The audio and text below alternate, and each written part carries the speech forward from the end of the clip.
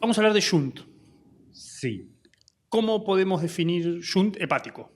¿No? claro, porque shunt es toda comunicación vascular anómala que puede ser entre una arteria y una vena, como el conducto arterioso, o también puede ser cuando se hace una comunicación transitoria en algunas zonas del pulmón, en las áreas que están mal ventiladas para que no se perfundan y no malgastar irrigación en áreas mal ventiladas.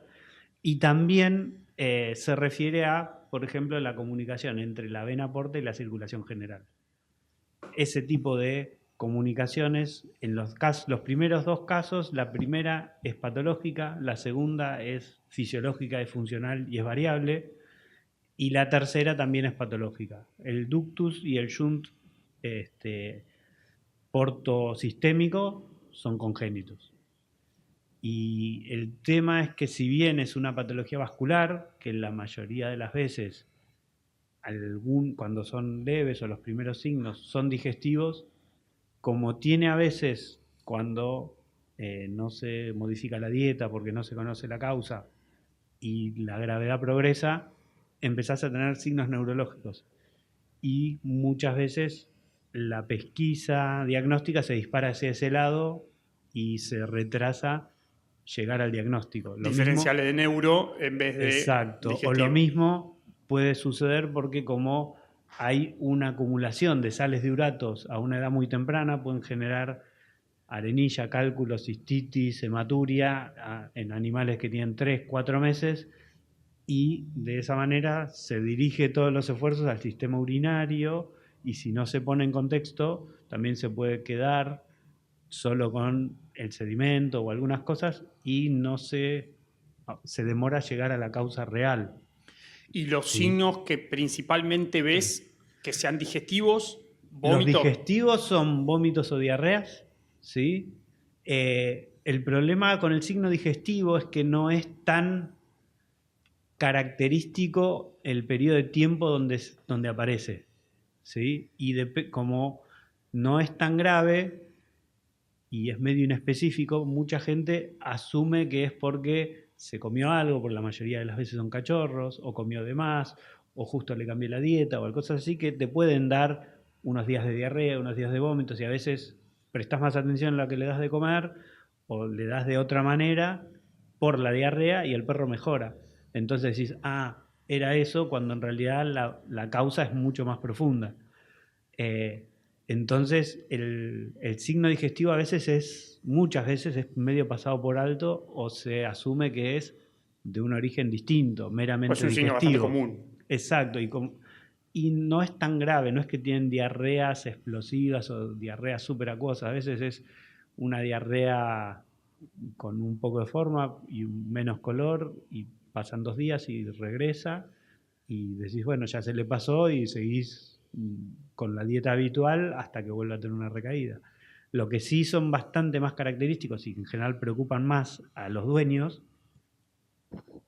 son los signos neurológicos.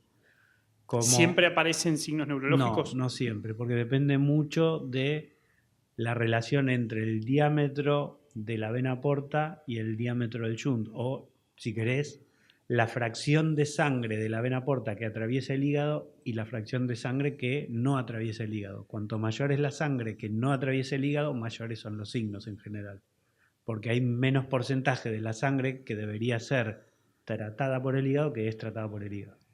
Entonces vos podés tener un perro que tiene un shunt y que solo tiene diarrea 3 veces al año porque tiene una comunicación muy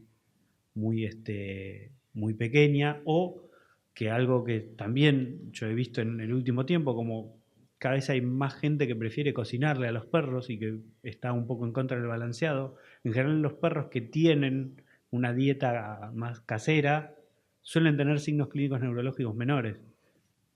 Entonces, como que los signos neurológicos, que era lo más Lo que más va a habitual y lo preocupar que viene más te después. preocupa como dueño, son más suaves y solo tienen los signos digestivos y son más suaves y ocasionales. Entonces, eso también te puede jugar en contra esta nueva tendencia de tratar de darle comida, no, o sea, no en contra, sino que te puede oscurecer un poco llegar al diagnóstico. ¿Viste? Y entonces, como cuadro para diferencial tenés los signos que pueden ser digestivos, Sí. vómitos, diarrea, lo más importante. Pueden aparecer los signos neurológicos. Sí, ¿Hay algún otro signo que te pueda llamar la atención? La cistitis con hematuria en animales de edad muy temprana, porque en general no es habitual que tengan arenilla o cálculos a los 3, 4, 5 meses. Entonces eso ya te tiene que poner sobre aviso. ¿Hay alguna raza que sea predisponente? No, yo he operado de mestizos, razas y demás. En la bibliografía dicen que sí, yo no he encontrado esa correlación entre las razas que se mencionan en la bibliografía y las que yo he operado, por ejemplo. Sí me ha pasado en los conductos arteriosos, que ahí se mencionan los caniches como una raza que está predispuesta, o los perros miniaturas, y realmente es real. Hay muchos más perros de raza miniatura que tienen conductos arteriosos. En cuanto al shunt, yo no he visto esa correlación entre lo que dice la literatura y lo que nosotros operamos. La verdad es esa. Bien. Y en cuanto a los signos neurológicos, como pueden ser variables, tanto en intensidad también como en tipo de signo neurológico. Porque no todos los perros responden de la misma manera. Entonces vos tenés perros que más o menos 30, 40 minutos después de recibir una comida, sobre todo cuando la comida es abundante en proteína compleja, empiezan con las alteraciones neurológicas, que pueden ir hacia la depresión, ¿sí? Son perros que están como estuporosos o más quietos, ¿sí?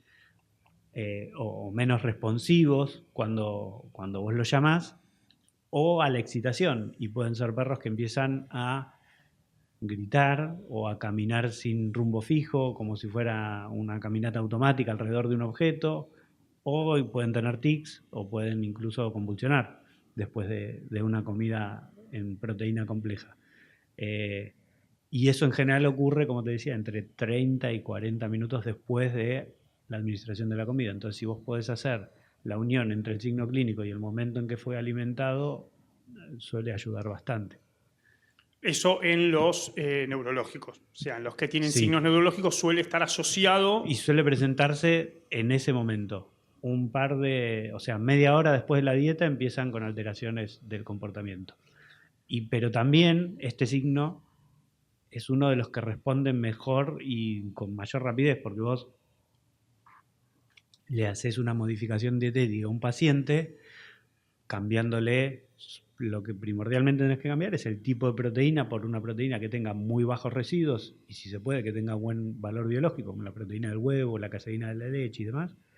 Y en 3 días los signos clínicos disminuyen un montón. Pero un montón, dejan de tener convulsiones, empiezan a estar más conectados. La mayoría son cachorros, entonces empiezan a jugar. Y una vez que llegás a ese punto, la idea es sostener la dieta hasta que el perro esté en condiciones de ser operado. Porque muchas veces, cuando llegás al diagnóstico y empezás a hacer el cambio de dieta, le haces un primer panel de sangre al paciente y no está en condiciones de entrar a cirugía rápido, porque tiene muy mal las albúminas, porque tiene muy baja la urea, porque está anémico, porque tiene... Esos son signos que también te pueden ayudar al diagnóstico. Sí, en general, en un panel de sangre es bastante indicativo de que vos tenés un shunt cuando vos tenés la conjunción de albúminas muy bajas, urea muy baja, y también tenés la GPT alta, ¿sí? La GOT puede estar alta y la FAS a veces no se mueve. Si a eso le sumás el estudio ecográfico, donde te informan, por un lado, que hay disminución del tamaño hepático y aumento de la densidad. Por otro lado, te informan que hay aumento del tamaño de los riñones. Y por otro lado, te mencionan que hay arenilla o sedimento o microlitiasis a nivel vesical. Esas 3 cosas juntas en un paciente de corta edad son muy indicativos de shunt. Entonces ahí podés empezar a hacer pruebas funcionales o profundizar con los métodos de imágenes. Las pruebas funcionales son las mediciones de ácidos biliares en ayunas y postprandiales y demás, o directamente pasar a una ecografía abdominal con Doppler, ¿sí? Que lo que vas a intentar hacer es ubicar el recorrido y la desembocadura del vaso anómalo dentro del recorrido de la vena cava. Si querés profundizar todavía más en estudios de imágenes, te vas a una tomografía con contraste. Y la tomografía te va a dar la anatomía del shunt, ¿sí?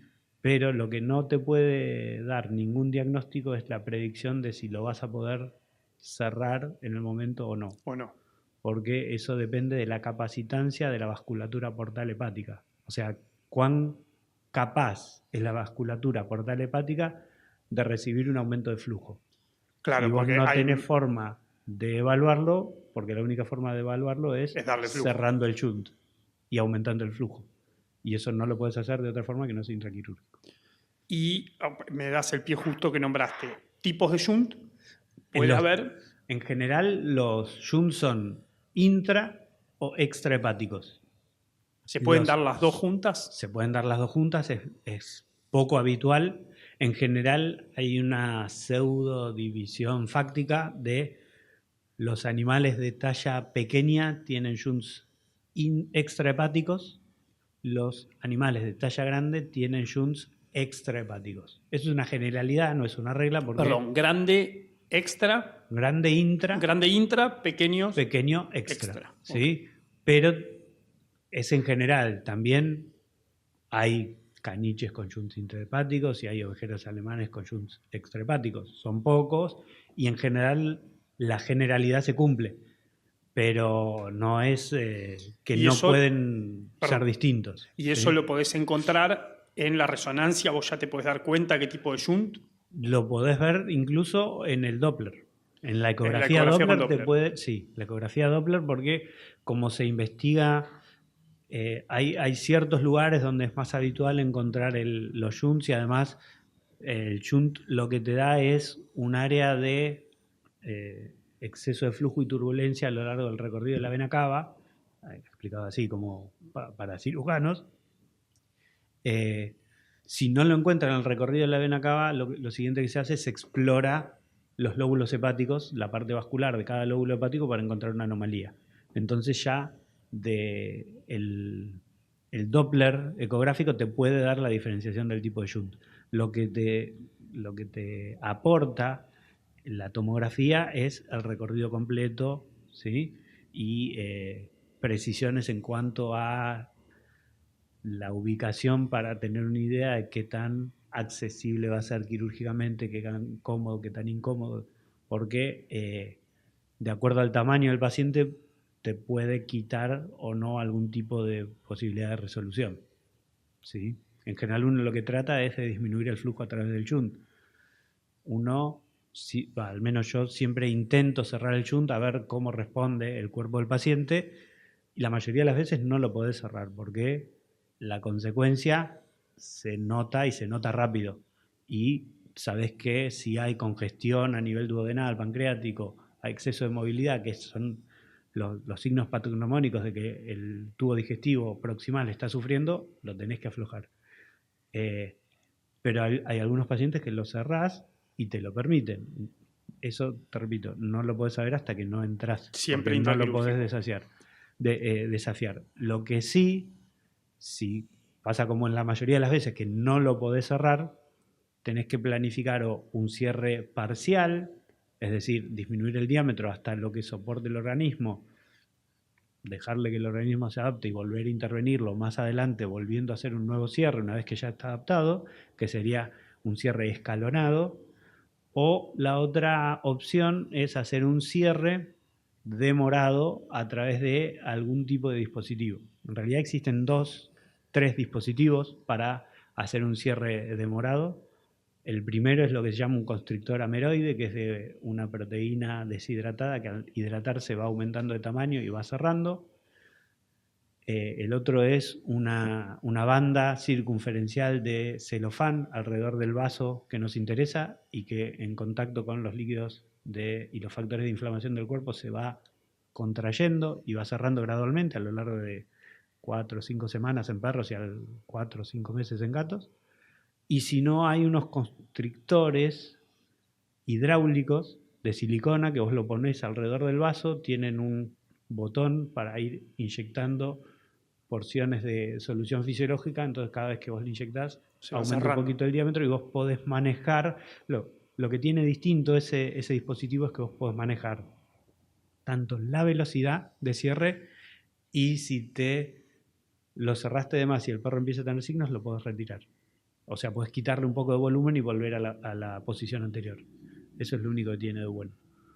Pero en general, como la mayoría no los podés cerrar, la mayoría de los pacientes les colocamos una banda de celofán y vamos haciendo controles de seguimiento postquirúrgicos con ecodoppler que nos van diciendo qué cantidad de flujo va teniendo, cómo va disminuyendo, cómo va aumentando la velocidad a medida que se cierra el vaso y demás.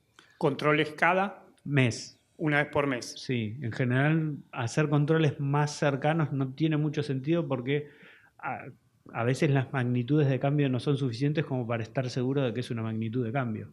Entonces necesitas un intervalo de tiempo mayor para estar seguro de que lo que estás midiendo es significativo. ¿Entendés? ¿Y eso, lo del celofán, la técnica del celofán, la podés usar en extra y en intra? ¿O es solo para extra hepáticos? Depende de cuánto lugar tengas, porque el celofán ocupa más lugar que ponerle una ligadura de nylon, de polipropileno o de seda, que vos necesitas muy poquito recorrido vascular para colocar una ligadura alrededor. Si vos le querés poner una banda de celofán, la banda de celofán tiene un ancho de al menos 7 milímetros, ponele. Entonces necesitas al menos 1 centímetro de recorrido para poder hacer la disección y el pasaje alrededor. Entonces, dependiendo del tamaño y cómo sea la anatomía del paciente, a veces vas con la idea de poner un celofán y no podés, ¿sí? Entonces tenés que tener más de un plan cuando vas a entrar a cirugía. Y en general, cuando uno habla con los propietarios del paciente, lo que les menciona es que es muy distinto lo que uno espera en el paciente si el shunt es intra o si es extrahepático. ¿Por qué? Porque en general los shunts extrahepáticos, como el vaso está en el abdomen, es en general accesible, se puede encontrar fácilmente, digo yo, una vez que leo el informe, pero con una tomografía es muy probable que vos lo puedas cerrar por completo. Entonces, si vos lo cerrás por completo, ya sea inmediatamente o de manera demorada, en algún momento ese vaso va a dejar de tener flujo. Eso va a normalizar la circulación y va a acercar a la normalidad el funcionamiento hepático. Entonces, la mejoría es muy importante. Cuando vos tenés un shunt intrahepático, las opciones son menos, porque siempre haces el intento de cerrar por completo el shunt. Como el shunt intrahepático se encuentra en un lóbulo, lo que harías es cerrar el hilio de ese lóbulo y ver si el organismo lo soporta. Si lo soporta, genial, porque podés hacer una lobectomía y solucionás el problema. La mayoría de los pacientes no lo soporta porque además los shunts intrahepáticos a veces son de un tamaño inconsiderable.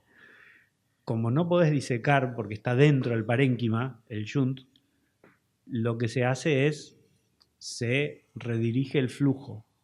Entonces, por una cuestión anatómica, que la rama derecha de la vena porta es más accesible antes de entrar al hígado, se puede colocar una banda de celofán o una ligadura de seda alrededor de la rama derecha de la vena porta, en el caso de que tengas un shunt intrahepático derecho, para que esa mitad del hígado, o sea, todos los lóbulos derechos, vayan perdiendo irrigación. Si vos lográs que esos lóbulos pierdan irrigación, es porque estás aumentando la resistencia de entrada de sangre a esos lóbulos. Entonces, lo que estás haciendo en realidad es favoreciendo la llegada de sangre a los lóbulos que son normales. Entonces, esos lóbulos se tienden a hipertrofiar y los lóbulos que están recibiendo menos irrigación se tienden a atrofiar. Entonces, no estás cerrándolo por completo y no estás logrando una normalización, pero lográs una mejoría significativa. Haces trabajar más a toda la caso, parte normal del hígado y le das menos flujo a la parte que está mal armada. Y cuando el shunt está en los lóbulos izquierdos, como la rama izquierda de la porta no es accesible, no es tan accesible en la normalidad, lo que se hace es trabajar de manera más indirecta todavía. Lo que haces es, se busca la llegada de la vena hepática izquierda a la vena cava, ¿sí? Justo antes de que la vena cava entre al tórax, o sea, en la interfase diafragmática, se diseca alrededor de la vena hepática izquierda y o se pone una ligadura o se pone una banda de celofán. Esto lo que hace es dificultar la salida de sangre de los lóbulos izquierdos, entonces los congestiona. Pero esa congestión aumenta la presión dentro de la rama izquierda de la porta. Entonces el flujo que viene desde el tubo digestivo va a tender a ir hacia el lado que es más fácil. Entonces tiende a ir la sangre al lado derecho. Entonces vos disminuís la funcionalidad de los lóbulos izquierdos, pero por congestión, no por falta de irrigación, como haces el lado derecho. Entonces la mejoría es todavía un poco más indirecta. Entonces todas estas cosas hay que hablarlas con el dueño, porque uno, si sabe el tipo de tumor, de shunt que tiene, sabe cuál va a ser la capacidad de corrección que uno va a poder hacer a través de la cirugía. Y en estos últimos dos casos que Sí. me decías, cuando es intrahepático, tanto de la rama derecha como de la izquierda, Sí, calculo que al estar dañando el hígado, sí, también le está sacando en el pronóstico funcionalidad a largo plazo a ese hígado. sí, sí, porque por ejemplo las expectativas de vida no son normales nunca con estos pacientes, porque entre otras cosas la masa hepática es menor porque siempre tienen hígados chicos. Entonces es un órgano que se satura antes de tiempo y tiende a fallar antes, o sea, en una etapa temprana en la vida. Entonces, en general se acepta que tiene alrededor del 70% de la expectativa de vida de un paciente con irrigación hepática normal. Con cualquier shunt. Con cualquier shunt, si no los operás. 60%. Cuando los operás, podés llevarlo a 75% si es extrahepático, como un montón. Cuando es intrahepático, los porcentajes de expectativa de vida están entre los 75 y los 60, porque no está generando una mejoría tan importante como cuando lo podés cerrar por completo. Claro. Porque vos lo cerrás por completo, pero no podés lograr que ese hígado alcance el tamaño adecuado para el peso del paciente. Por lo que ya no se nutrió. No se normaliza. Bien. Mejora, se agranda, pero no se normaliza. Entonces, eso limita la expectativa de vida. Y en el postquirúrgico inmediato, digo, ¿cuánto tiempo ves en que disminuyen, por ejemplo, los signos neurológicos, que son los que a la gente... No, lo ideal es que entren a cirugía sin signos neurológicos. Porque cuando el perro tiene signos neurológicos indica que todo el metabolismo proteico está alterado, entonces cuando vos le haces un panel de sangre te vas a tener unas albúminas súper descendidas y no va a estar en condiciones de entrar a la cirugía. O lo otro que te puede pasar es que, como los factores de coagulación son producidos por el hígado, no coagule el paciente. ¿Por qué? Porque no está teniendo la dieta adecuada, no porque le falte proteína, sino porque le falta el tipo de proteínas que sí puede aprovechar. ¿Sí? Entonces, vos tenés que corregir todo eso previo a la cirugía, tratando de lograr una normalización a través de la dieta, porque la normalización a través de la dieta es más estable y más duradera que cuando vos querés operarlo rápido por el motivo que fuere, entonces le haces una transfusión de plasma. ¿Sí? ¿Por qué? Porque vos tenés un paciente que no está logrando normalizarse, le haces un aporte extra de plasma, normalizás los valores, pero lo normalizás de manera muy transitoria, porque el funcionamiento basal del paciente sigue siendo malo. En cambio, si vos lográs a través de la dieta llevar los valores a valores normales, ¿sí? En el postoperatorio va a estar en mejores condiciones de hacer frente, porque no es que fue un evento de suplementación y después va a normalizarse al estado pobre que tenía previo a la transfusión, sino que va a seguir manteniendo esa vitalidad y esos parámetros más cercanos a lo normal, entonces el postoperatorio va a ser mejor. Y en promedio, yo sé que es difícil, pero Sí. ¿a qué edad te suelen llegar los pacientes, por ejemplo, que tengan signos neurológicos, y cuánto tiempo, Sí. general, un promedio, se tardan en estabilizar hasta poder entrar a una cirugía?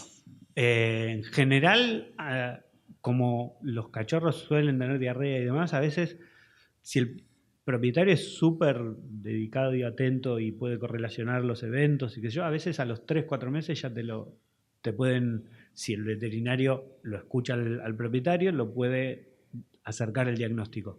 La mayoría de las veces están alrededor de los 8-9 meses y a veces están hasta 4 o 5 meses estabilizándose, sobre todo si queremos evitar la transfusión.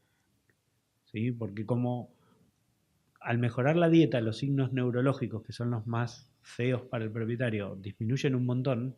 Si eso se hace sostenible en el tiempo y cada vez que le haces un control el paciente mejora, vos lo podés seguir esperando hasta que esté en buenas condiciones para ser operado. Si vos le haces la dieta, el paciente mejora, pero el laboratorio no termina de mejorar, o le tenés que hacer un cambio más profundo en la dieta, o vas a tener que terminar en una transfusión. Entonces va a depender un poco de cómo reaccione el paciente, pero en general son entre 2 y 5 meses de buena dieta para que se pueda operar. ¿Y paciente más grande en cuanto a edad, más viejo que hayas operado? Mm, si no me equivoco, debe haber tenido año y medio, a menos que... No, que yo recuerde en ese momento, año y medio. Sí. Eh, una vez tuve un paciente de 3 años con un perro mestizo de belga que se dieron cuenta cuando tenía 3 años porque tuvo vómitos. Le hicieron la ecografía, empezaron a ver esto, terminaron con un diagnóstico de shunt intrahepático y al discutir con el propietario todo esto que estamos hablando y la limitante en cuanto a la mejoría por ser intrahepático y demás, el propietario decidió, como en realidad me dijo, mira, si estamos en 3 años y el perro nunca recibió la comida adecuada y anda llevando una vida normal, yo prefiero hacerle la dieta adecuada y no operarlo porque no, me da miedo operarlo y nunca lo pudimos operar y el perro vivió un montón.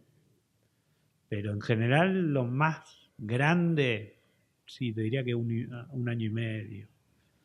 Un año y medio, no creo que tengamos mucho más grandes. Al menos no recuerdo ahora. Em, ¿Se te ocurre que no hablamos de algo? Diagnóstico hablamos, los procedimientos, los dos tipos de procedimientos lo vimos, Sí. estudios previos lo vimos, Complicaciones. complicaciones. Complicaciones posoperatorias. Eso. Sí. Puede haber complicaciones, pues pueden tener, son pacientes sobre todo cuando son de raza miniatura, cuando son de edad muy joven y cuando vienen en mal estado general. Son pacientes que tienen una reserva de glucógeno muy pobre a nivel hepático y que entre que vienen con un ayuno previo para la cirugía, que tienen poca reserva de glucosa a nivel corporal y a nivel hepático, y que las drogas anestésicas tienden, en líneas generales, dependiendo del protocolo y demás, pero tienden a provocar recuperaciones más lentas, son pacientes que se les suman todas esas horas de ayuno y a veces les cuesta mucho regular la glucemia. Y eso puede ser un problema grave en los perros muy jóvenes de raza miniatura. Cuando el perro viene en mejor estado general, con varios estudios de sangre que fueron tendiendo a la normalidad, eso es un poco menos probable. Y sobre todo si el estado corporal es mejor o el paciente ya es más adulto, porque cuanto más adulto es, los mecanismos de regulación funcionan mejor. Entonces, si vos tenés un pincher de 5 meses, por más que pese lo mismo, no es lo mismo que si el pincher tiene 8 meses, porque ya la madurez de todos los sistemas de control internos es mayor.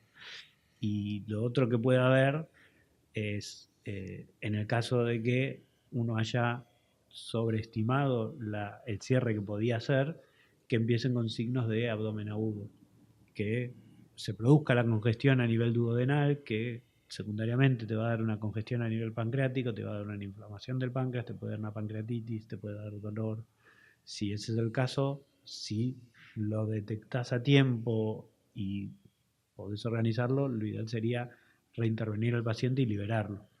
Pero muchas veces el proceso de decaimiento se desarrolla muy rápidamente.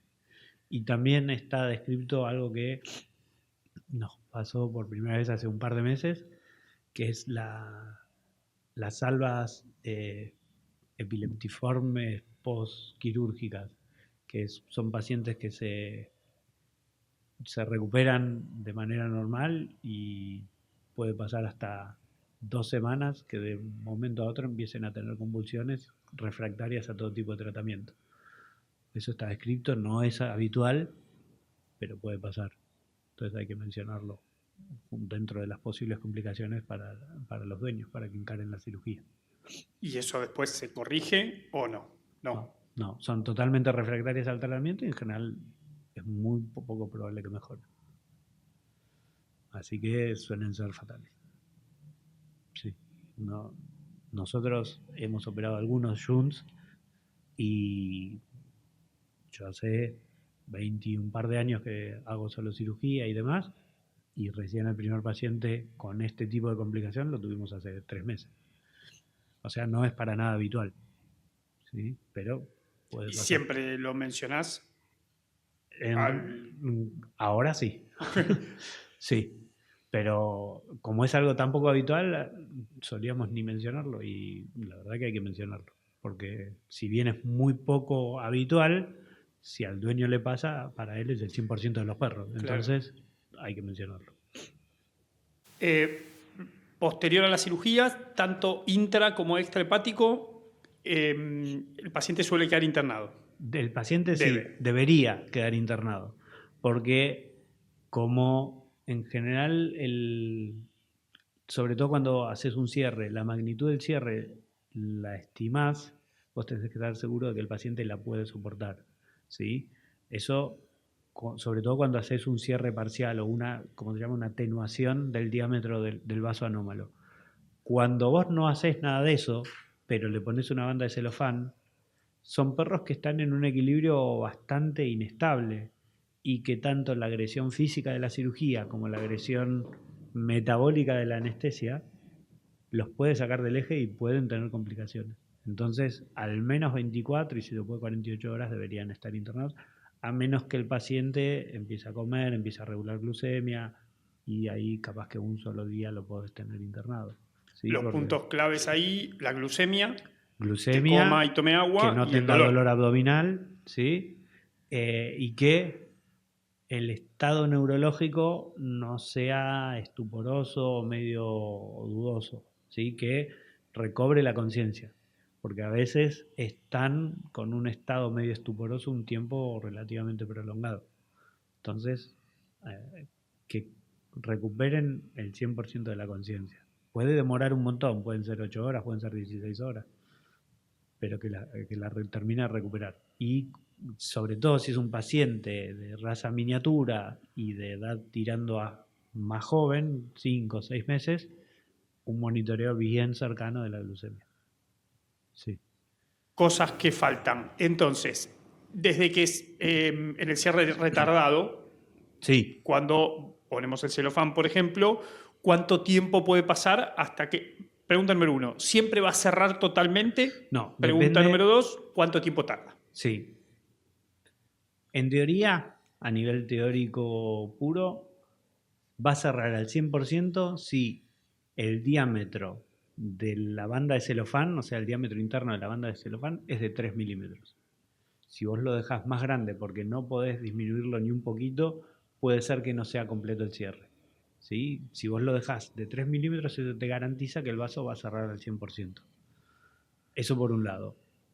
Con el celofán. Cuando vos colocás una banda de una ligadura de seda, la seda es un material orgánico, ¿sí? Entonces genera una reacción inflamatoria de tipo celular que es bastante más violenta que la de tipo humoral.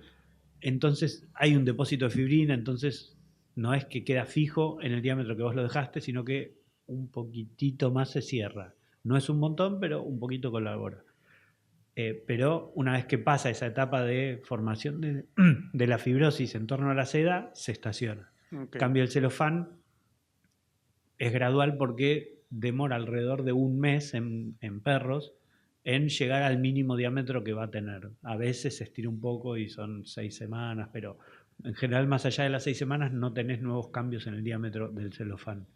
Distinto es el caso de los gatos, que en general tienen solo extrahepáticos, porque los gatos tienen un tipo de inflamación que es como de menor magnitud y el mismo proceso de contracción del celofán demora mucho más.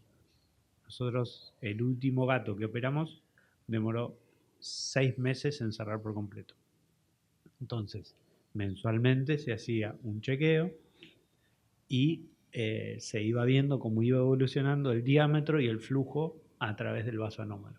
Hasta que en el sexto control se dio por obstruido por completo, porque ya no había flujo, no había turbulencia en la vena cava, no había velocidad. Pero no es que si vos le haces el primer control al mes al gato y tiene flujo y le haces el control a los 2 meses y todavía tiene flujo, el procedimiento No va a fracasó. cerrar, claro. No, es porque al ser otro tipo de organismo, este proceso de contracción del celofán demora mucho más.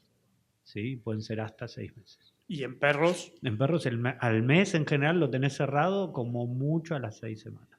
Ah, perfecto. Sí, te da una cierta gradualidad, en los gatos es mucho más gradual. Sí.